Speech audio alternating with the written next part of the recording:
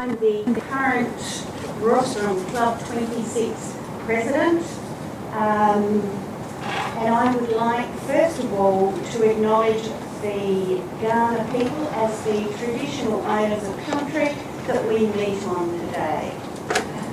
And before we get into the swing of things, can I please remind you to switch off or put your phones on silent. Bathroom, out the door to your right. Immediately here is the men's and further down is the ladies. And in the event of an emergency evacuation, please down the stairs, down either George Street or Liverpool Street to the corner of North Terrace, and either of those two streets, that's where we'll congregate. Okay? Just in case. Right. So, again, welcome Rostrum Club 26 members, but also a very big welcome to visitors to this presentation. What a great way to start the day, isn't it? Yes. And I'd like also to introduce our speaker for this morning, Ben Campbell. Ben is clap now, because you won't clap later. Ben is indeed more than a speaker. He informs, he educates, he inspires, and he's about to show us a way that technology can enrich our own public speaking experience. We know that both face-to-face public speaking and online public speaking will continue to develop side by side. That's a given. Rostrum aims to keep abreast with new methods, so we, each of us, are wise to be open to new learnings about the online experience, just as we do with the face-to-face experience. So Ben, with his extensive knowledge, his vast and varied experience in the workplace, his enthusiasm, will educate us this morning about how to be our best self on video. So everyone, please join me in warmly welcoming Ben Campbell. I'm surprised you're actually here. It's 7:30 in the morning. Usually when you put a conference on or some sort of show like this, you get a cancellation rate of 50%. I was expecting it to be somewhere in the 80 or 90%, given how early it is in the morning. So thanks for all joining us. So why am I qualified to be here? Well, I've spent around about 20 years or so working in the video conferencing industry. Various roles, I've been a CFO and a chief technology guy, etc. And I've worked on some of the biggest deployments of video conferencing in corporate space. So National Australia Bank, UniSA Health, and there's a range of others. So I've been in this space for a long time, long before anyone ever heard of Zoom, long before anybody really did, even before people did Skype calls. That's how long I've been in this industry. Now we all know what Zoom is, right? We all know what video is. Today I don't work in that space. So today I run a business called the Self-Made Theory, which is a business advisory practice. I help companies and executives be their best self through executive coaching and workshops, etc. So that's what I do today. But I'm bringing today to you the experience that I've had in the last 20 years or so in video conferencing. I don't want you to sit there like stunned mullets today. So I want you to engage with me. I want you to challenge me. If you say, Ben, that's a bunch of junk, I don't agree, or if you've got a question, ask. Right? I don't really want to sit here and stand and talk for the next 30 minutes or so and nothing happens from your side. So there's a prize. Whoever engages through the conversation today and then maybe takes a photo and tags in my LinkedIn and talks about it, they get a free book, right? And I've got these on my website. These are some of the great business books that I recommend. And so if you engage today and snap a photo of the presentation and stick it on LinkedIn, you'll be the winner of one of my books. Not my books, the books I recommend. All right. So this is what I want you to do today. Right? I want you to think differently about video. I want you to think differently about video calls, and I want you to do it differently than perhaps you've done it in the past. Right? That's the whole idea of today. If you walk away here thinking differently, that's okay, but it's not enough. Right? I want you to think about what you're going to do differently in a video call, and I want you to actually action that in your next call before you do that. I'm going to show you a little video. So this is from... When he grows up, in fact, if we want to wait for the year 2001, that he will have in his own house, not a computer as big as this, but at least a console to which he can talk to his trendy little computer, get all the information he needs for his everyday life, his bank statements, his theater reservations, all the information you need in the course of living in a complex society. This will be in a compact form in his own house. He'll have a television screen like these here, and the keyboard, and he'll talk to the computer, get information from it, and he'll take it as much for granted as we take the telephone. Well, what sort of life would it be like in social terms? I mean, if our whole life is built around the computer, we're kind of computer-dependent society and computer-dependent individuals. In some ways, but they'll also enrich our society because it'll make it possible to live anywhere we like. Any businessman and executive could live almost anywhere on earth and still do his business through a device like this. Anyone know who that was? Arthur C. Clarke. Arthur C. Clarke. He's a science guy, science fiction writer. That was from 1974, 47 years ago. For 20 years in the video conferencing industry, we wish that had happened, and then finally COVID hit, and now it's a reality. And so now we have people working from home, living anywhere in the world, conducting their business, and maybe prior to that we might have heard of a Zoom call to talk to grandma who's overseas. Who here loves video calls? Come on, really? Do you really love them? Who here prefers video calls compared to face-to-face? And it was maybe from when the telephone came in. No, everyone thought the telephone was going to destroy society. So video calls are here to stay.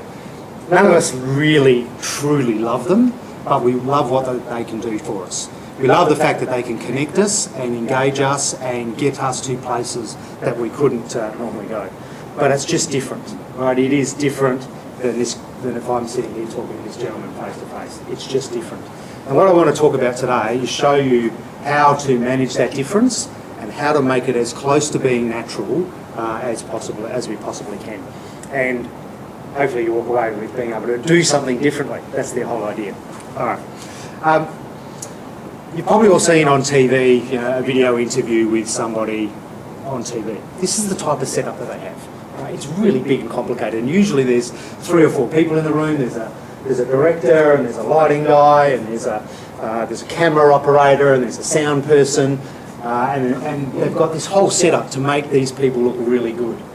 When we're conducting a video call, whether we're hosting it or participating in it, we have to be all of these people. We have to be all of these people. I'm going to show you how we can do that really, really simply. And I don't want you to be overwhelmed because it is really simple. All right. So what I'm going to do first is I'm going to talk through some technology, and I'm not going to bore you with technology, but I'm just going to give you some ideas on why we do some things versus others. When we think about a camera, does anyone like being on camera? No. Rob's got me on camera today. He begged me. I said yes. I hate being on camera. Right? No one likes being on camera. But what we need to realise is the camera is the eyes of the people at the other end. So when I'm looking into Rob's camera, I'm talking to whoever's watching. I'm talking to Rob who's watching. When I'm talking to you, right, we've got this eye contact going on, and that's part of our human connection, and that's really important. And so when we think about the camera, we need to think of it like the eyes of the people at the other end. So if I'm talking to you, this is very natural, very conversation. But if I'm looking like this talking to you, and I'm trying to have a conversation with you, and you're looking into my ear hole, that's not very natural, is it? And so when we think about how we set the camera up, let's have a bit of a look at how that works. I've got a couple of videos to show you as well today, but what I'm going to do is I'm just going to give me 2 seconds. Drag that up here. Oop, disappeared. Here it is. Just like a real video conference. Okay, so I've got my camera, you can see here. It's relatively front and centre to my screen, so this is relatively good practice for a video conference. Agreed? Sort of looks like I'm looking at you, right? Yeah, if you're a bit further in the room, it's a bit harder, but you can sort of understand that process. Now, I've got a particular setup here that makes that happen, makes that work well. What most people do when they have a video call is they do this.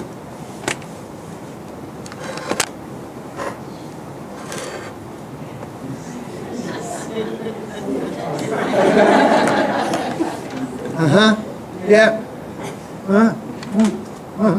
Right, that's what happens, right, when we have a video call. So what have I done differently? Well, the first thing is I've got an external camera, which gives me a little bit more height. But what I've done is I've got the screen up on a stand, and I've allowed...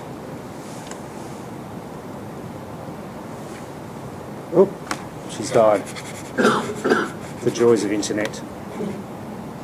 Let me just redo that.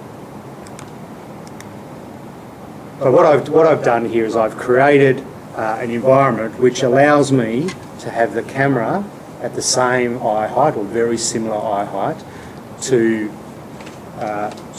my eyes, and that's like me looking straight at the end with somebody else. Does that make sense? Yeah, pretty straightforward. I'm just going to restart my Zoom call. Sorry about that.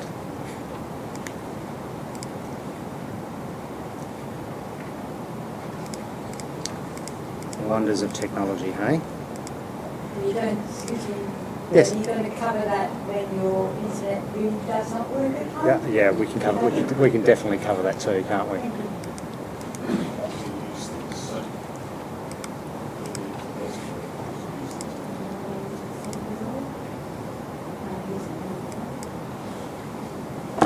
All right. So the other way that we often join in a video call is on our phones, don't we? So let's do that as well.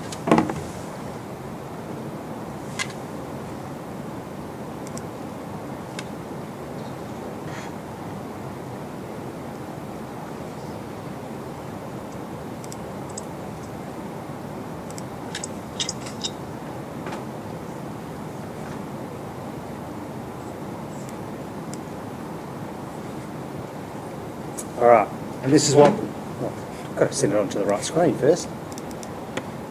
And this is what people often do, right? The same type of thing, right? Is they have the video down here and they're looking at the screen, same thing. It's not really, it's like me climbing down on the floor and looking up at you, right? You get that type of view.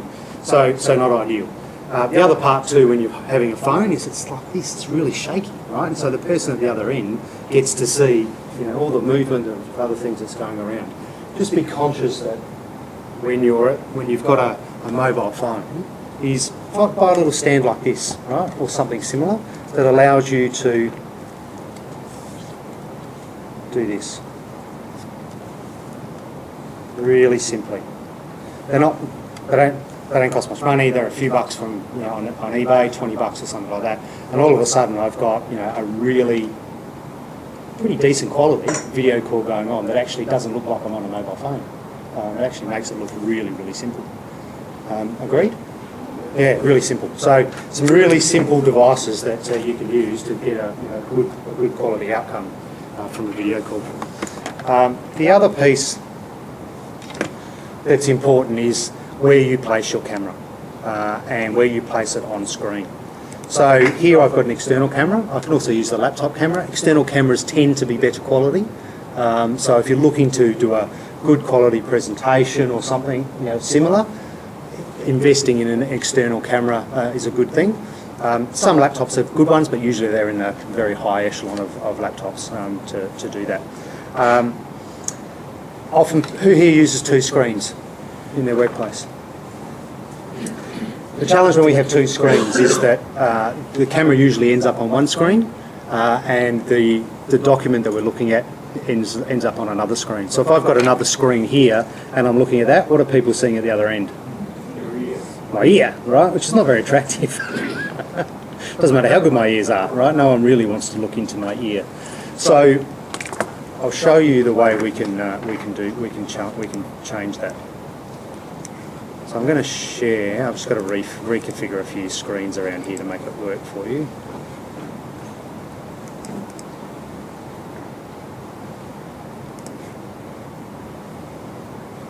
Yeah, we'll keep that. So here's my video call. And you can imagine my second screen has my presentation on it. What I can do is, with my video call, so I can put the person there and I can put my screen there. Can you see that?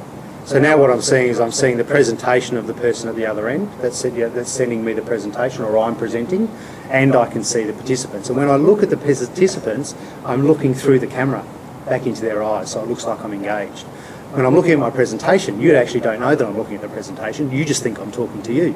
So I could have a script of information on the screen, I could have my notes, you've got no idea, it just looks like I'm talking to you. And so I get this really natural way of engaging with the person at the other end that doesn't look like I'm not engaged. And really that's what communication is all about, isn't it? Is engaging with somebody else, engaging with someone else at the other end. So think about where you reconfigure your things on your screen to make it as natural as possible for your people at the other end. Any questions about that? If you're looking straight at the lens, Yeah. you can't see the reaction on people's faces. That's right. You don't can't do it. Yeah. Yeah. So my advice is not to look at the lens because that's actually really hard to do consistently because of that exact reason. But close enough is good enough. Me looking straight into the lens is perfect.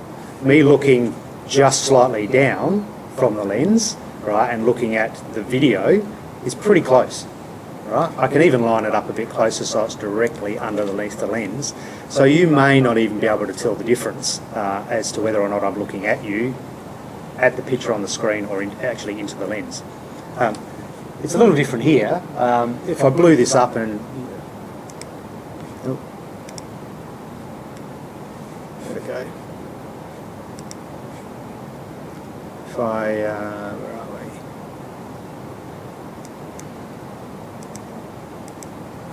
No, it doesn't want to play. But if I blow that up to big screen, you might be able to tell the difference, but you can't really tell the difference. As long as you're, it's close. So I would have it sort of in that vicinity like that. The big problem we're trying to overcome is this, right? That's the challenge that most people have on their video calls. All good? All right, let me reconfigure my screen again.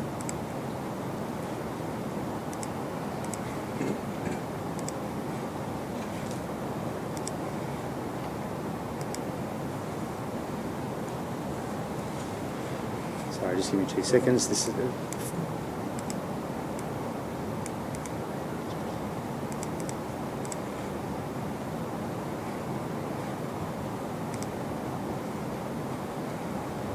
it doesn't want to play today.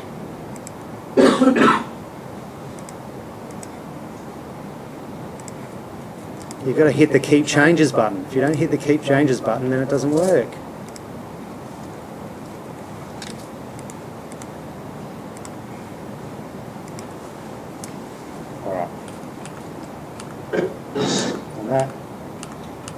Alright, so that's cameras. Your microphone is more important than your camera.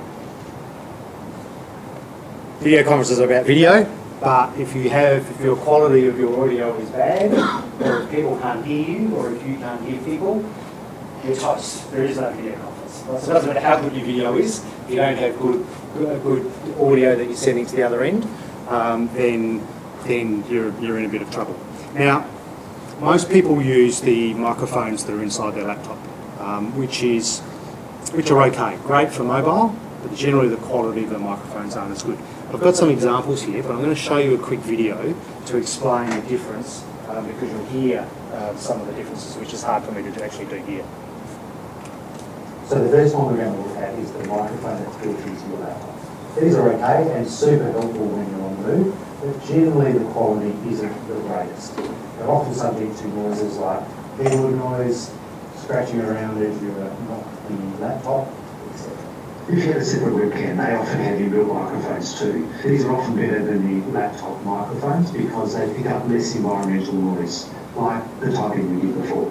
Next up we have the cable headphones like these, which typically come with your mobile phone. They're certainly better than the inbuilt microphone in your laptop, but they do come with some challenges. Not everybody's a fan of the in-ear headphone experience, and they can do a bit scratchy in your ear when you try to get your shirt. If you're not a fan of the in-ear headphone experience, then this style is a great alternative for you. They come in both 1 and 2 ear options, and the major benefit of this type is that it has this boom mic, which helps eliminate the rustling, background and other environmental noise. Just be aware though when purchasing they come in both consumer and commercial models. And the consumer models, while great for hearing, often the microphone is not as good as you'll find in a commercial model. If you truly want to sound great on your video conferences, you can use a professional microphone like this one. They are purpose designed for broadcasting and pro video recording, and the quality of audio is often excellent compared to the other we've shown you. You will have to pay for this quality, of course, but if you're spending a lot of time in professional calls and meetings, it's well worth the effort.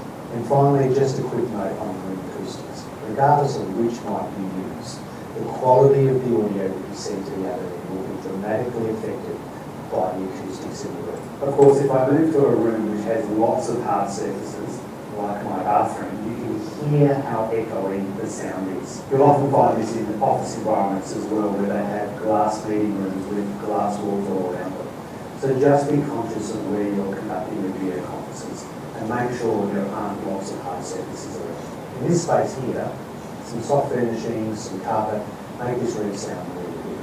It's always good practice if you've added a new device like a microphone to test it before you do your first video conference call.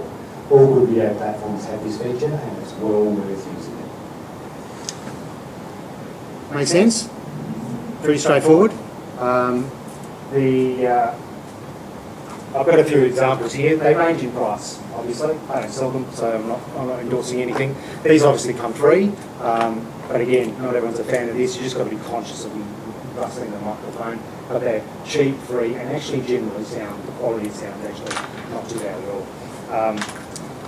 I have these, I'm not a fan, I don't like the over-ear experience. For me that makes it a bit more unnatural, particularly when I'm having a conversation. You know, if I'm sitting here having a conversation with my component, it's just weird, right? So for me, I'm not a big fan of these. This is my default go-to because the quality is really good. It's got a good way of, it's up at the right height, they work really good. But they're a few $100, so you've got to be a serious, you know, or have a good corporate boss who's going to let you buy one of those. All right. So that's microphones. Any questions around microphones? No. Yeah. Ben, you might cover this in another area, but the biggest challenge with the Rostrum Club that does hybrid. Yeah. So we've got face to face. Yeah.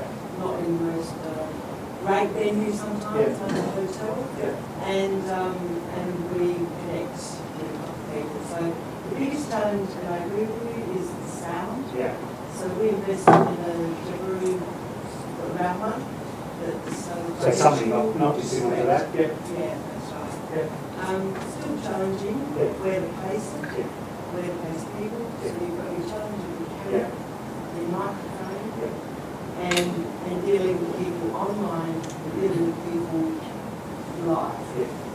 So you might cover that later on. No, we can talk about that now. So the challenge here is, let's take a space like this, or any larger space, is ideally you want a microphone within a meter, right? That's ideal, right? And so, because that's going to give the best quality without getting a lot of environmental noise. That's the ideal scenario. So if I was setting a video conferencing studio up in here with lots of microphones, I would have lots of microphones in this room. I would have all sorts of technology managing that, it'll probably cost $100,000. Yeah. But that's the way to get the best quality awareness. I've set up conference rooms for CEOs of large corporations. Everybody's got their own mic, big table, lots and lots and lots of money. We can't do that.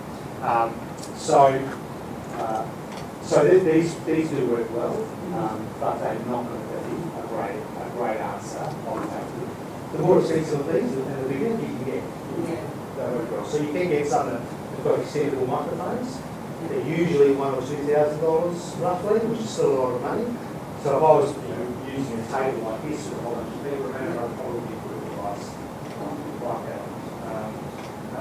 But it's sort of stuff. Yeah. It's actually not that good. Yeah. The key, one of the key things is if you've got people in the room, putting it there and having people huddled around here, COVID safe of course, is probably going to be the best way to do it. And as people talk across the table, they're talking into the microphone so that people are going to make them here. If you set it up U-shot shape, which most, a lot of people do, that's probably the worst answer. Because what happens is the sound gets lost in the wood in the middle, and it's too far from person to person, and so you get the quality of the wheel. And if you think about the U-shape in a large, if we had a U-shape in an area like this, we're really only gaining seating positions at that far end. So when you think about Except, sorry, but we need a U-shape as in speaking club because we have to have speakers. So we actually have to have a gap. right, So people have to be in that type of U-shape. right, Well, that's our type anyway. straight tables do it better.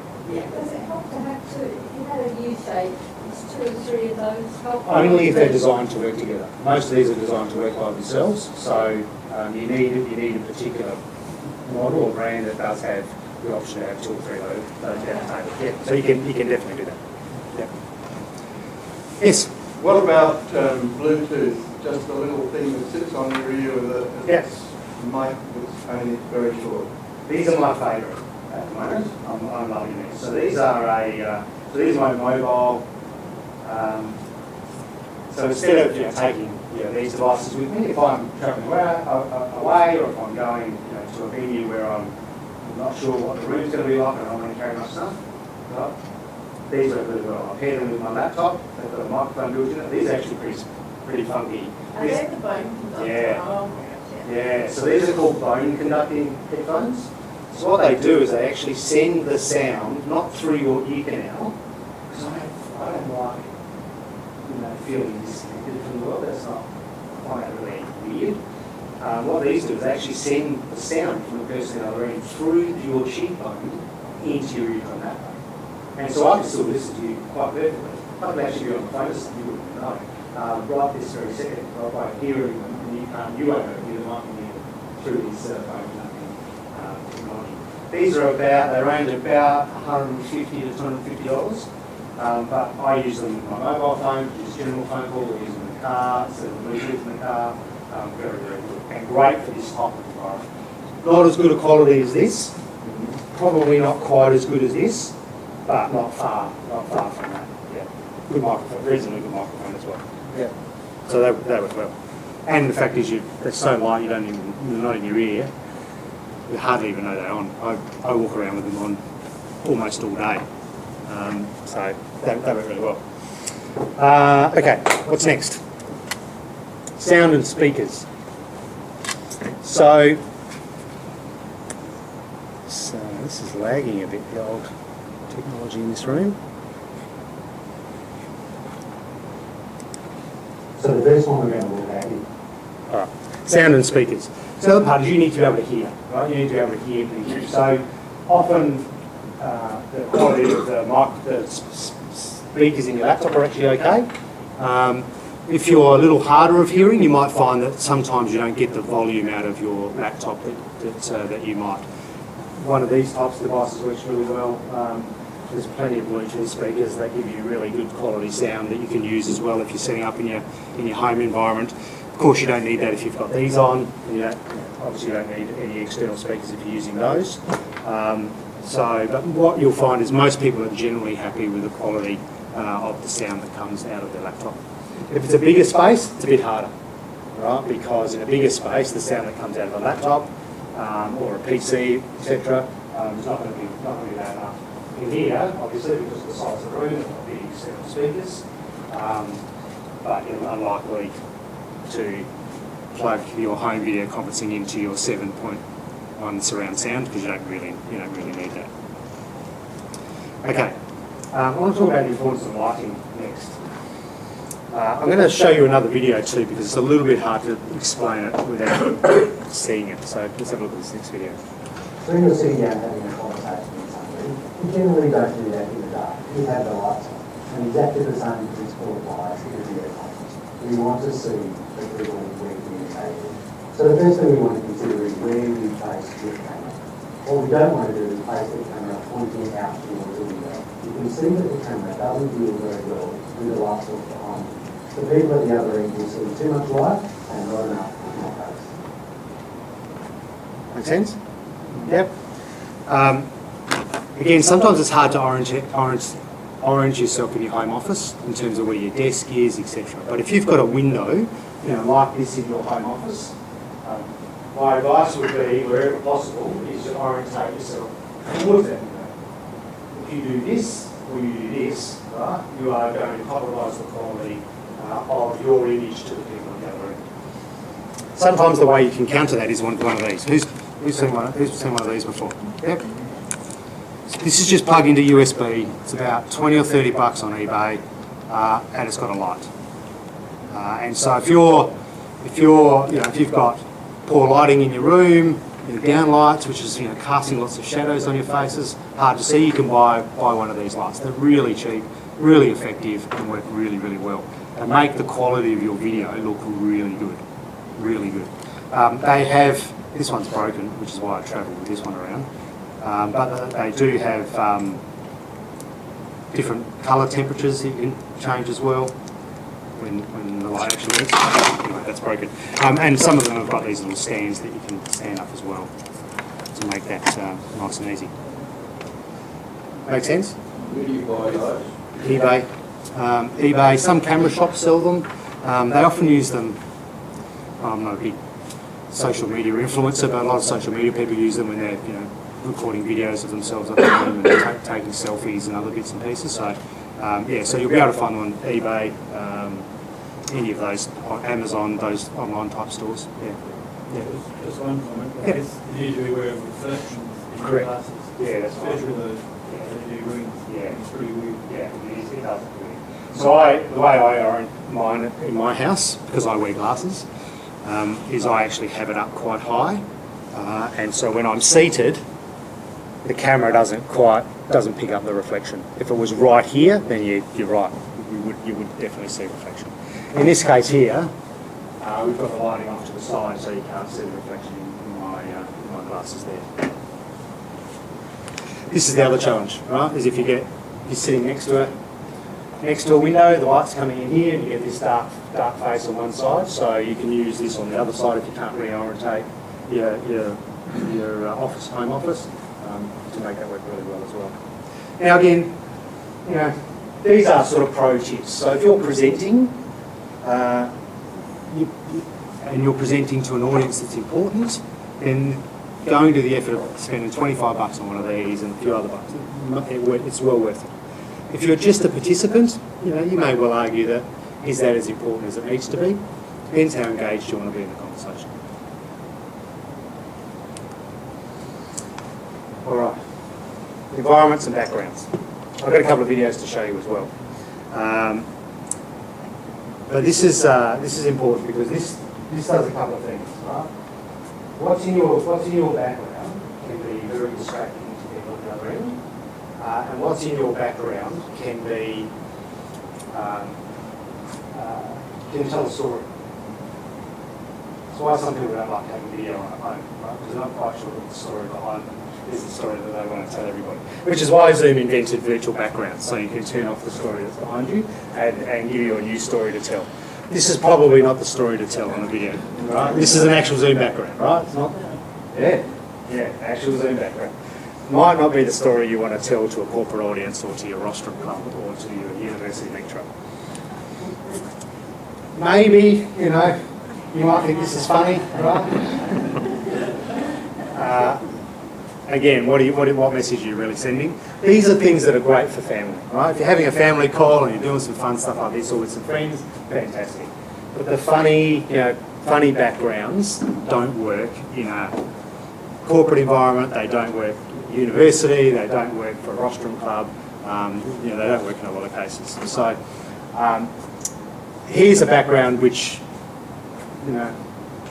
could say a number of things, right? Could say corporate office, books, and whatever. Doesn't really say anything. It says professional, but doesn't say too much beyond that. This is actually my wife's office. She's an interior designer, so she's got an interior design studio. So I've recorded that in there. You can even do video on your virtual background. Did you know that? On Zoom? Yeah, you know that? So you can actually record a video and make that your virtual background. You don't even have to be on camera. You can pretend that you're actually in the call like this. So that's me, that's my background. I'm not even on camera. I'm actually completely somewhere else. I'm getting ready to go for a bike ride. And so it looks like I'm engaged. Oops, I stepped in front of the camera. Major mistake. Don't do video. Don't do video. That's just bad. All right.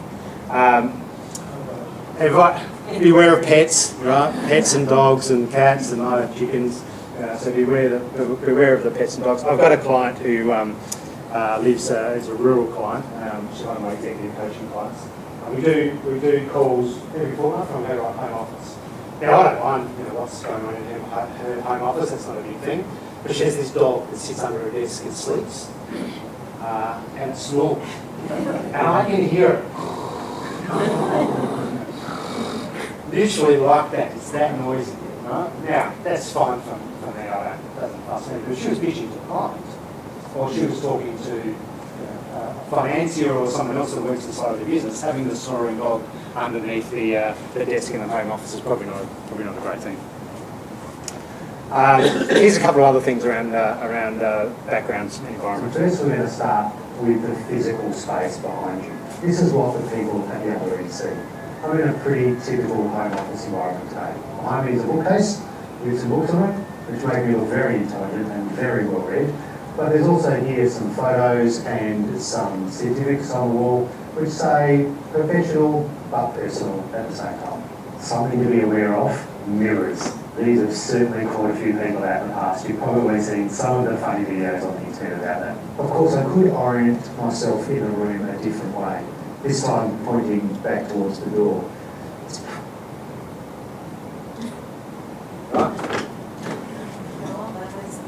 Right. That makes the point, right? Anyway, looks like the internet has... doesn't really say much.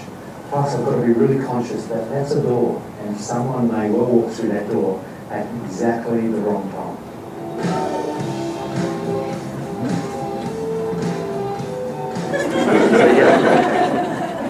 That's my wife playing a role.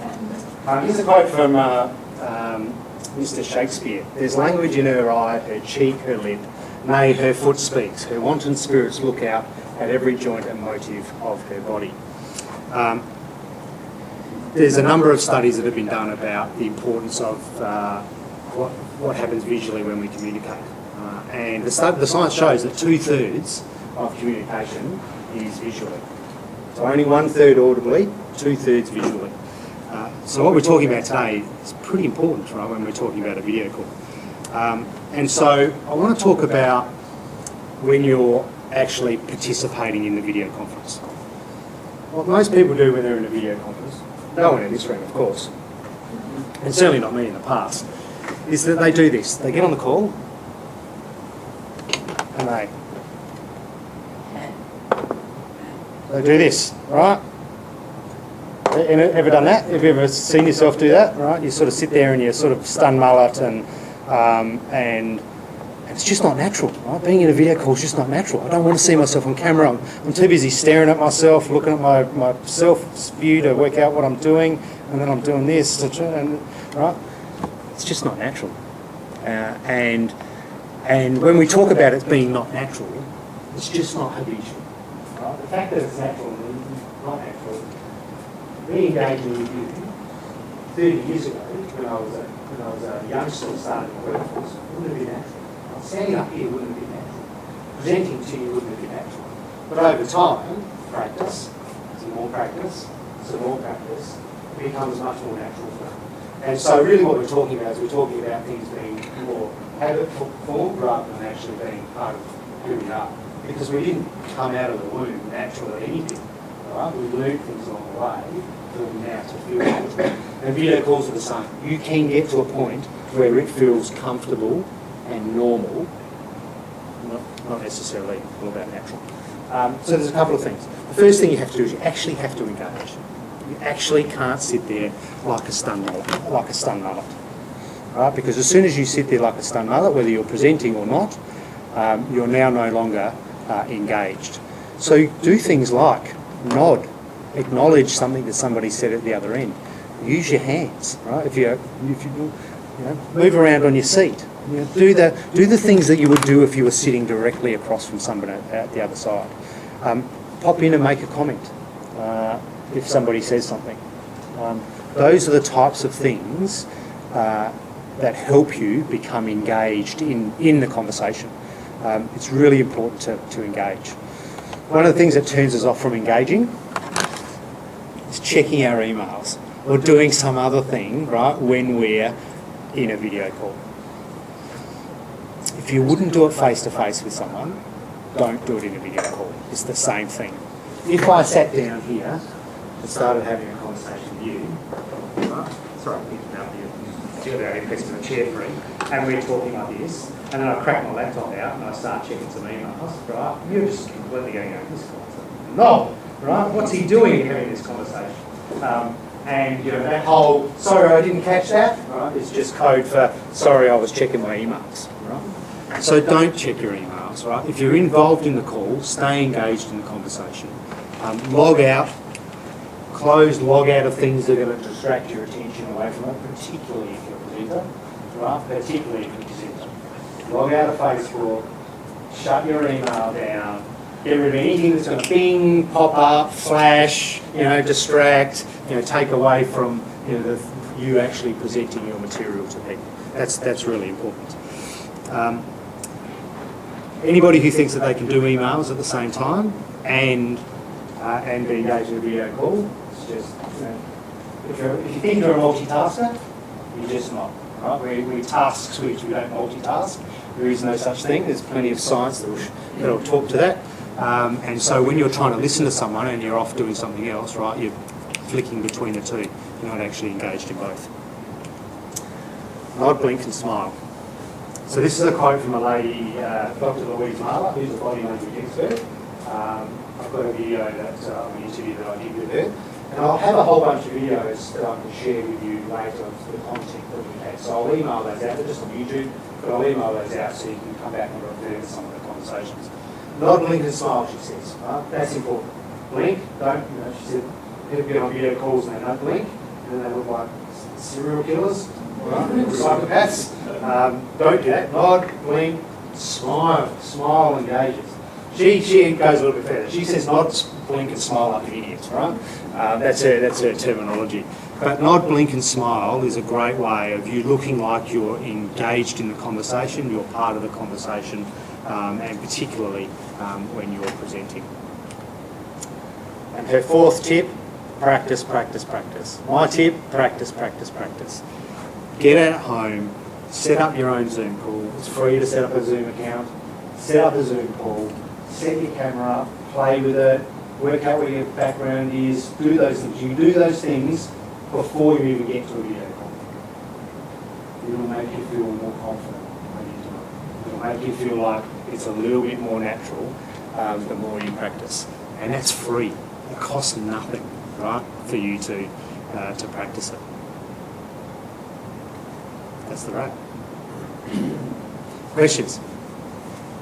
Anything we haven't covered? Well, I was going to ask that question again about at home, one says challenging. Yep. I guess you just have to acknowledge and say, I can't do this. If you can't get your internet fixed, you're sort of stuck. Yeah. There's no, unfortunately, there's no magic wand to solve that problem. And of course, upgrade your internet, get something better. But other than that, you're sort of stuck there. There are some.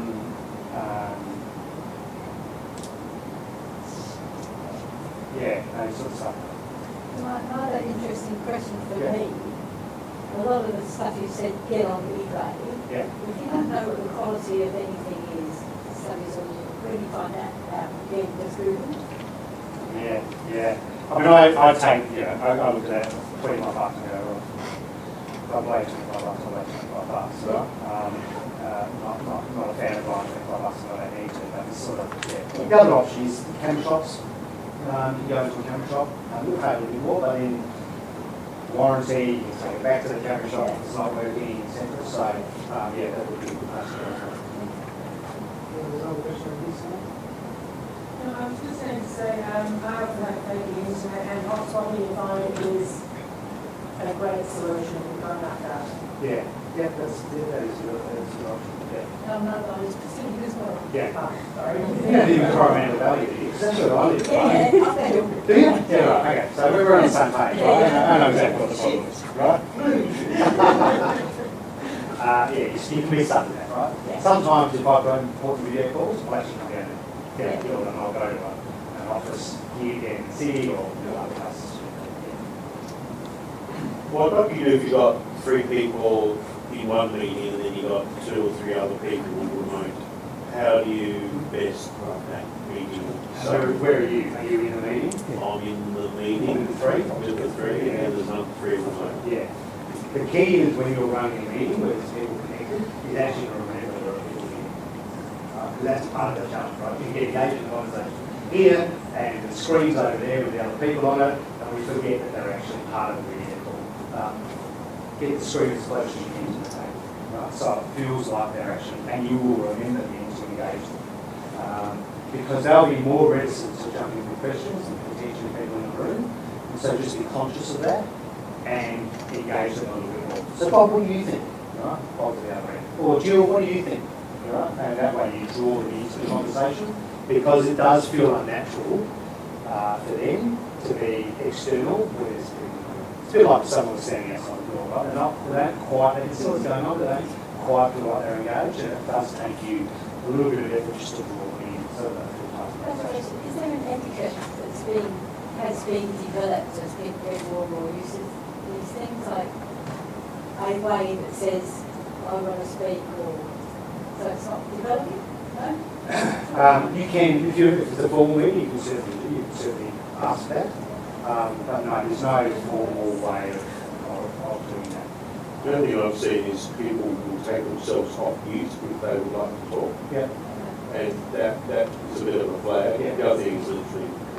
Yeah. Please So go the right. virtual hand, there's also inside of Zoom, there's also a virtual hand as well, right? So there are a couple of ways, but none of those are universal. So some people sit there, put that virtual hand up, and no one even notices, right? Yeah. So it's a bit of a way to see. The other part too is that when you're, just a little bit of a technique, the way it works is that when I'm connected to you over 1,000 miles away or 10 kilometres away, there's a slight delay between when you talk and when I hear that. Now, you don't always notice that, but there is. And so what happens is that we both go to ask a question at the same time. You get this thing going on, he starts talking about stop, and then he stops because he hears a little bit of me, right? And that can be a little bit weird. If you're going to ask a question and continue. Use the flow of the words. Hi, it's Ben here. I've got a question that I wanted to ask this gentleman sitting here at the front. I want to ask him whether he's enjoyed the presentation today or not. What that does is it occupies the space and stops him being able to jump back in. So if you're going to say your question, say it, roll it out, let it go, keep it going until you finish your question, and then everyone will hear it. Yes? I've found people who have virtual backgrounds and they move about, but the background breaks up and It it's does. very annoying. Yeah. And I'm also uncomfortable with a couple of people. One guy yawns really close to the camera. It's horrible. And another one turns her back on the camera and leans over to adjust her seat. And that's a bit too much information. Yeah, So yeah, yeah. I think people don't really remember that, they're on camera all the time. So do you know what the good thing is? No one in here in this room is ever going to do that, right? Because now you all know, right? Now you all know how to be great on a video call. So yeah, you can't solve other people's problems for them. Yes. Then kind of back to the issue of reflection of glasses. Do you try to avoid that reflection? Yeah. Sometimes you just can't avoid it. So I get reflection. If I don't set my light up right, I get reflection. So as long as I've got that set up high enough, but you will actually get reflection even off the screen. So if your screen's really bright, you'll see some reflection off glasses. Right? You can see the screen out. That's really without an issue. I think we're pretty close for time, so I'll be here for a little bit longer, so feel free to come up and bug me. I've got some business cards somewhere here if you're interested in talking about some business stuff. But thanks for your time, I really appreciate it.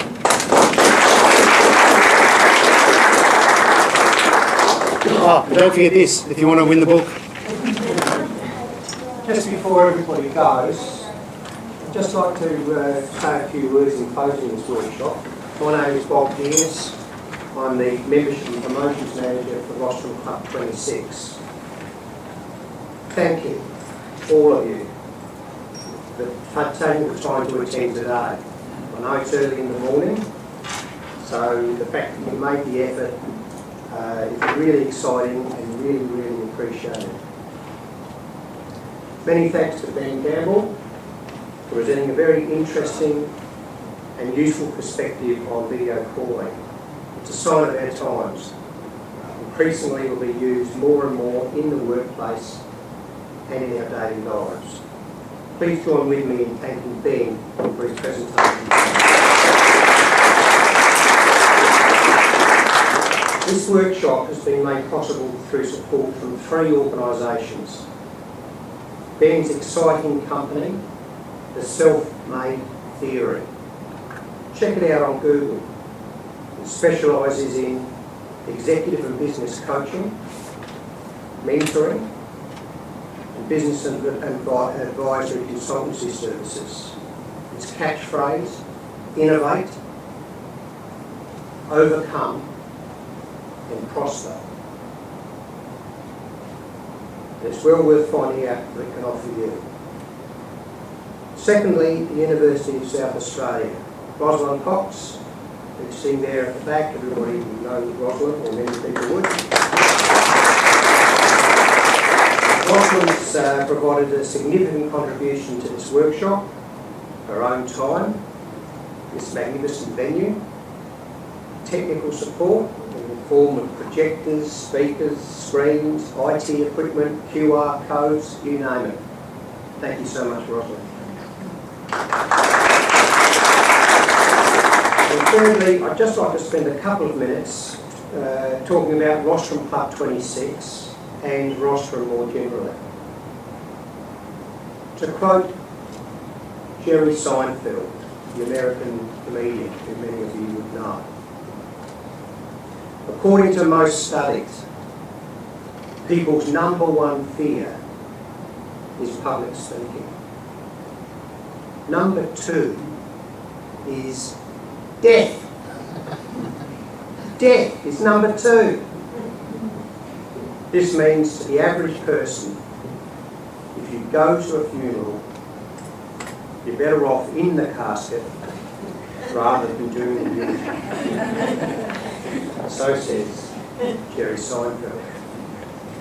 The key in public speaking, as Ben has already mentioned, practice, practice, practice. You can practice on your own, in front of a mirror. You can practice with feedback from a friend or family member. Or you can practice at Rostrum Club 26 with feedback from a very, very experienced coach. Club 26 and any of the other South Australian-based rostrum clubs is the ideal way to learn how to give an effective presentation. Doesn't cost much, probably one of the most important investments you will make to build confidence and strengthen your communication and presentation skills. Now, can I ask you just to pause for a moment and look around the room at your fellow attendees. Just have a look around the room. You will notice that some of them are wearing a name badge, just like this one. These are the special people.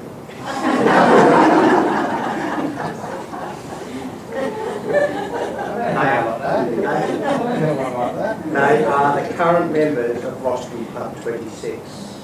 On your way out, take the opportunity to have a chat to any of them. They'll be only too pleased to talk about what opportunities Rostrum offers. Finally, there are some brochures and business cards which you may wish to take with you just by the exit. Feel free to pass them on to anyone you think might be interested in visiting Rostrum Club 26 or any other Rostrum Club in South Australia. My contact details are on those brochures.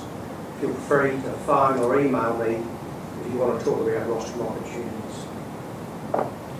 In closing, I do need to acknowledge that we have in our audience the State Vice President of Rostrum, Paul Wilkins. Paul, would you like to stand for a moment? Paul is very qualified also to speak about Rostrum in addition to all those very special people. Thank you all for attending today. Have a good day, have a good week, have a good 2021, and I hope to see you at a Rostrum Club meeting very, very soon.